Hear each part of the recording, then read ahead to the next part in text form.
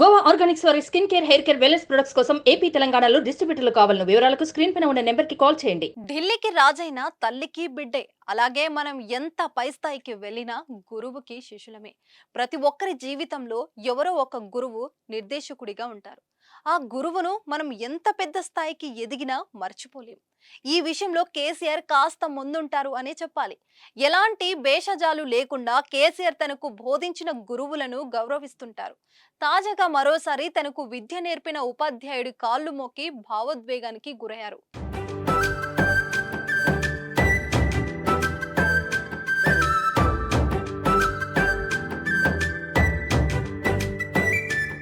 ప్రస్తుతం లోక్సభ ఎన్నికల ప్రచారంలో ఉన్న కేసీఆర్ సోమవారం జగిత్యాలలో పర్యటించారు.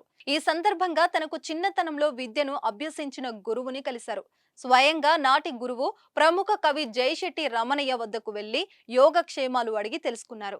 మంచానికి పరిమితమైన గురువు రమణయ్య వద్దకు వెళ్లి ఆశీర్వాదం తీసుకున్నారు. ఆరోగ్య పరిస్థితిపై ఆరా తీశారు.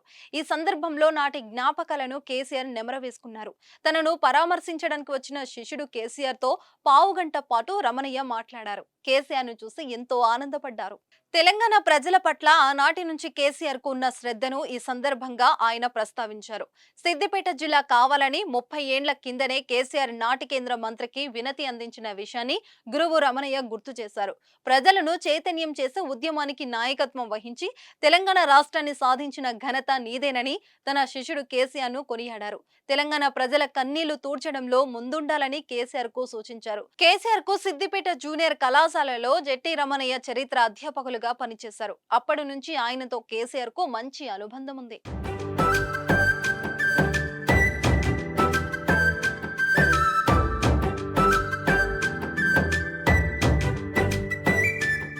సుమన్ టీవీలో మీ పర్సనల్ అండ్ బిజినెస్ ప్రమోషన్స్ కోసం కింది నెంబర్కి కాంటాక్ట్ చేయండి.